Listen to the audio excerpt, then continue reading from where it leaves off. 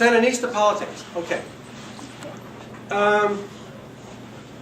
Well, this is going to be my view. That's what you asked for, right? Yeah. My view. Okay.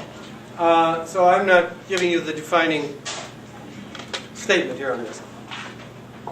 Daniel Ortega is the president of the country. He was the president of the country, the first president of the country after the revolution. Then lost the election to Violeta Chamorro in 1990. And he has an enormous amount of power in the party. So what I'm seeing is that there are many wonderful young Sandinistas who cannot get up to the plate because he overwhelms them.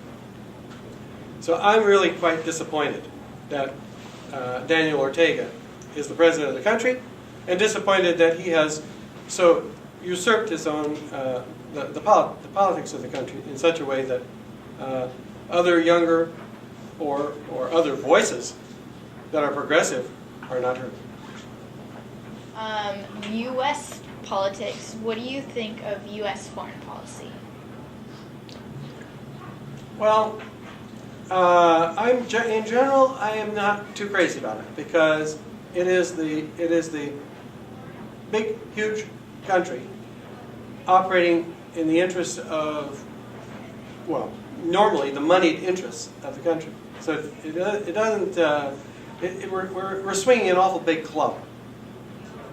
So I'm not, I'm not normally that crazy about the U.S. policies in any of these countries because it's just too much of a big guy.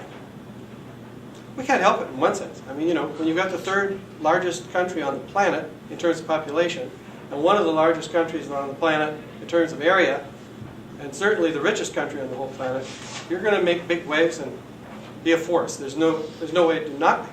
But so many times I have seen the U.S. do things in a way that seemed amazingly heavy-handed. And what we do, I mean, USAID does things, and Peace Corps even, Onomatepe does things, but quite often they are looking to the Sister Islands Association locally about how to connect with the community. So, it's not at all uncommon. Oh, the political situation, how does it affect the people that live on the island? Yeah, the Nicaraguan people. Yeah, the people on Ometepe. Yeah.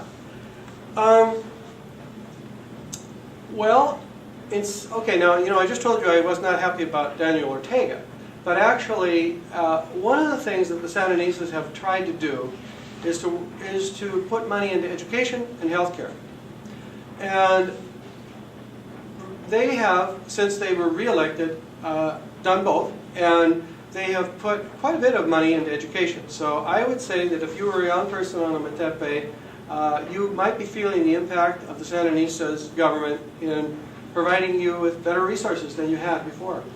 And also a more organized system of education. I'm a teacher, so and we have a sister school, actually, in Baldwin. I don't know how many of you have heard of Beacon Hill Elementary, but Beacon Hill Elementary is a sister school to the primary school in Baldwin. So we have watched that school for a number of years, and we think that things are actually improving for them because of the politics. More resources for schools. Yeah? For asking, but is there any other program other than your Sister Island program going on right now? Like, have you inspired any other island to do a similar program? Well, there are other programs, certainly. One of the programs that we inspired was actually happened on Ometepe. The first major thing that we did after we started selling coffee, and we had money, we had some money from that coffee. We had already had some doctors and nurses go down to Ometepe, and they'd walked around this, because there was no road at that time, they'd walked around the island on this part of it to the most rural communities. And they discovered that the people that were very, very sick, especially the children, because they were drinking water out of the lake and the animals were walking in the lake and pooping in the lake. And so there were a lot of amoebas and things like that. And so people were not healthy in this part of the island.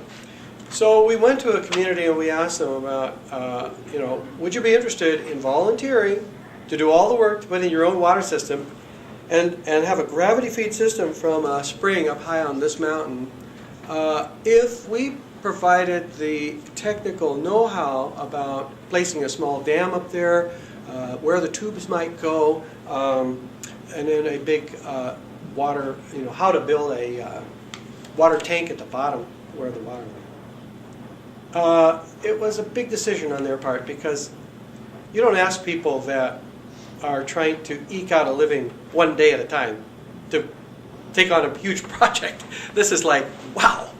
But they finally decided to do it because their kids were dying. So they thought, we got to do something. And so we built this water system. Well, a group of people from Germany were on Ometepe when we were inaugurating our very first water system. And they were so moved by it. They said, we're going to make a difference ourselves. So they went back to Germany and they stirred up their own community. And they have not quite the same kind of a relationship. Our relationship is very broad and lots and lots of things going on. Theirs is more directed, but still, they do a lot of things.